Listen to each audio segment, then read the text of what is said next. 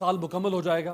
5 अगस्त 2019 को भारत ने जिस दीदा दलेरी से आज की इस दुनिया में, जिसको इंसानी हुकूक की दुनिया कहा जाता है, जिसको जमहूरियत की दुनिया कहा जाता है, जिसको आवाज़ की दुनिया कहा जाता है, जिसको मीडिया की दुनिया कहा जाता है, हुकूक की दुनिया कहा जाता है, आज़ादी राय की दुनिया कहा जाता है, आज की इस दुनिया में 5 अगस्त 2019 को भारत ने राज्यसभा में कश्मीर की खुसूसी हैसियत ख़त्म करने का बिल पेश करने से कबल ही सदारती हुक्मनामे के जरिए कश्मीर की खुसूसी हैसियत ख़त्म कर दी और साथ साथ मकबूजा कश्मीर को वफाक के ज़ेर इंतज़ाम 2 हिस्सों यानी यूनियन टेरिटरीज में तकसीम कर दिया, जिसके तहत पहला हिस्सा लद्दाख जबकि दूसरा जम्मू और कश्मीर पर मुश्तमिल करार दिया गया। भारत ने ये दोनों बिल लोकसभा से भी भारी अक्सरियत के साथ मंजूर कराए। भारतीय आइन का आर्टिकल 370 जिसे भारतीय हुकूमत ने खत्म किया, वो मकबूजा कश्मीर में खुसूसी इख्तियारात से मुताल्लिक था। आर्टिकल 370 रियासत मकबूजा कश्मीर को अपना आइन बनाने, उसे बरकरार रखने, अपना परचम रखने और दिफा, खारजा और मवासलात के अलावा तमाम मामलात में आज़ादी फराहम करता था। भारतीय आइन की जो दफात और कवानीन दीगर रियासतों पर लागू होते हैं, वो इस दफा के तहत रियासत मकबूजा कश्मीर पर नाफिज नहीं किए जा सकते थे। भारतीय आइन के आर्टिकल 370 के तहत किसी भी दूसरी रियासत का शहरी मकबूजा कश्मीर का शहरी नहीं बन सकता था और न ही वादी में वो जगह खरीद सकता था। कश्मीर की खुसूसी हैसियत खत्म करने के बाद से वादी भर में कर्फ्यू नाफिज है, टेलीफोन इंटरनेट सर्विसेज बंद हैं, कई बड़े अखबार जो हैं वो शाया नहीं हो पा रहे। भारतीय इंतजामिया ने पूरे कश्मीर को छावनी में तब्दील कर दिया है और मकबूजा कश्मीर में भारत ने फौजियों की तादाद बढ़ाकर तकरीबन 9 लाख कर दी है ताकि कश्मीरियों के घर के गिर्द जो मुहासरा है उसको मजीद सख्त रखा जा सके।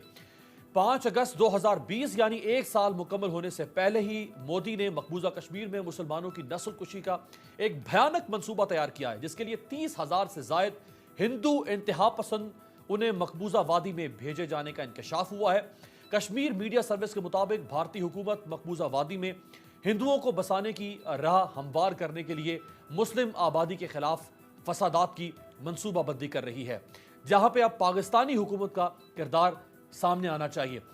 माजी में पाकिस्तान के हुक्मरान बहुत कम ऐसे आए जिन्होंने कश्मीरियों का मुकदमा इंटरनेशनल फोरम पर लड़ने का हक अदा किया।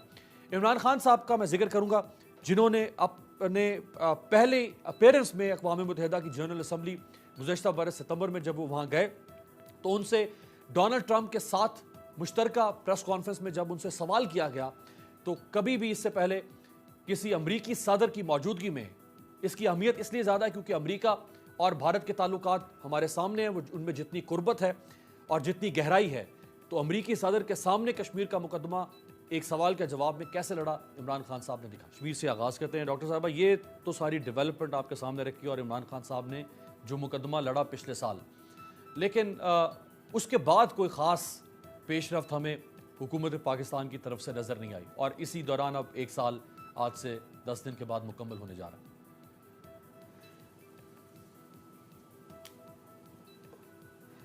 देखिए, मैं समझती हूँ जितना प्राइम मिनिस्टर ने फोकस कश्मीर पे किया है और जो उन्होंने एक नैरेटिव इस्टेब्लिश किया है कश्मीर का जो पहले कभी नहीं किया गया, और वो ये था कि ये एक फैशिस्ट हुकूमत है, नाटसी जर्मनी की तरह हिंदुत्व सुप्रेमिसिस्ट हुकूमत है जो कि वो बहू वही करी है जो नाटसीज ने किया था।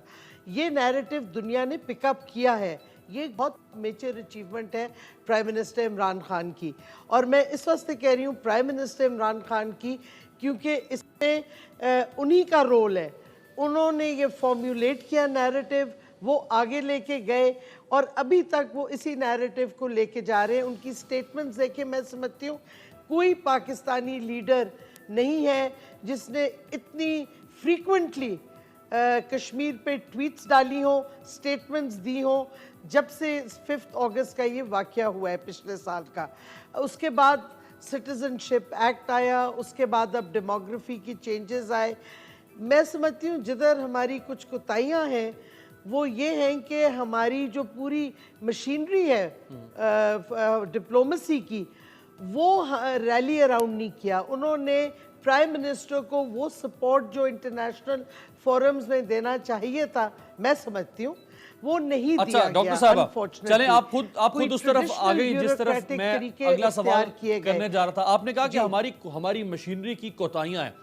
आप इसको कोताही कह रही हैं, मैं इसको कहूंगा ये एक मुजरिमाना गफलत है, ये क्रिमिनल नेग्लिजेंस है कि 1 साल पूरा हो गया, मोदी के डिजाइन उससे ज्यादा आगे बढ़ गए, उसने डेमोग्राफी चेंज करना शुरू कर दी है, होनी नहीं है। वहां पे तो डोमिसाइल लोगों को देना शुरू कर दिया है उन्होंने। अब तो आप अगले 5 साल के बाद अगर रेफरेंडम 7 साल के बाद करवाएंगे तो वो हाँ, तो हाँ, अपना कर दी है, मकसद हासिल कर कर दी चुका है। है।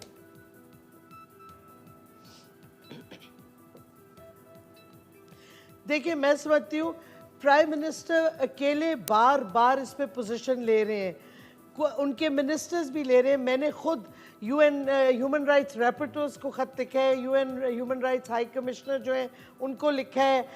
मैंने वो जब शुरू हुआ था ये लॉकडाउन कश्मीर का, तो हमने कहा था कि एक वो क्या कहते हैं ह्यूमैनिटेरियन कॉरिडोर बना दें।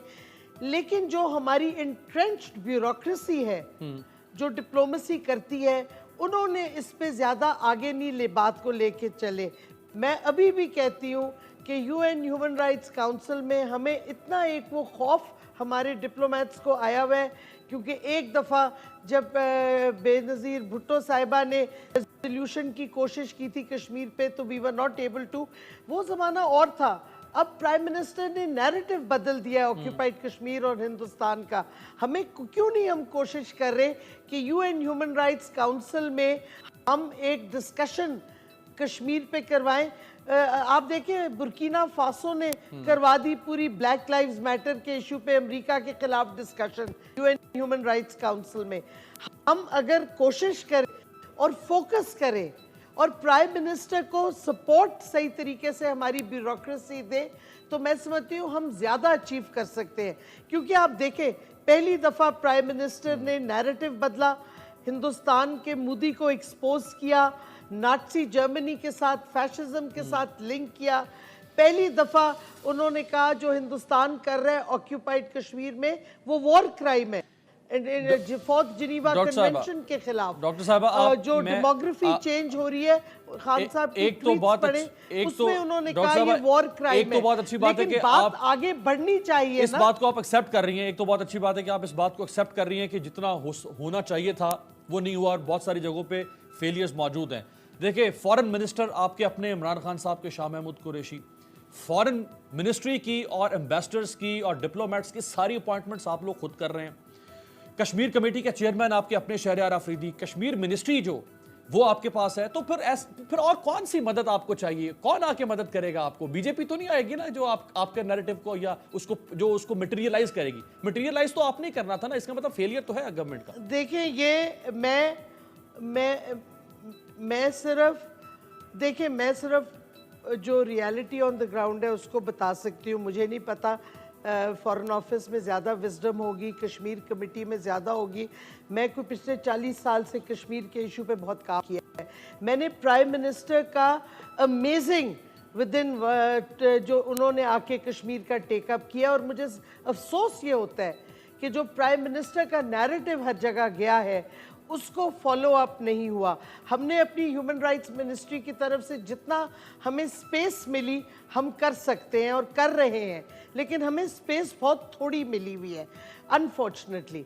क्योंकि ये हमारी, मैं बार बार ये याद कराती हूँ डिसीजन मेकर्स को कि देखें ये एक सियासी इशू तो है। नमस्कार दोस्तों, स्वागत है आप सभी का मेरे साथ। दोस्तों आपने वीडियो देखा है और वीडियो देखने के बाद आपको ये तो पता चल गया होगा कि जो पाकिस्तान के अपने लोग यानी कि इनके अपने ब्यूरोक्रेट और अपने लोग इतने बेवकूफ़ हैं कि वो रिश्वत दे के लग जाते हैं, उनको आता जाता कुछ है नहीं और विदेशों में उनकी पोस्टिंग हो जाती है और उसके बाद वो किसी काम के होते नहीं हैं। वहीं आप इंडिया में जो ब्यूरोक्रेट हैं उनका आप देख ही सकते हैं कि हमारे आईएएस का जो एग्ज़ाम है, आईएफएस के जो एग्ज़ाम है वो कितना टफ़ होता है और कितने ब्रिलियंट जो स्टूडेंट्स हैं वो वहाँ से निकलते हैं। तो यार वो क्या मुकाबला करेंगे हमारी समझ में नहीं आता है। ये लोग वैसे ही अपना टाइम वेस्ट कर रहे हैं इन सब चीज़ों पे, इनका कुछ नहीं होने वाला है। और आपने इस वीडियो को देख लिया है कि बीजेपी इनकी मदद मांग रहे हैं। भाई अगर बीजेपी वालों में से हो कोई तो मदद कर देना, थैंक यू वेरी मच।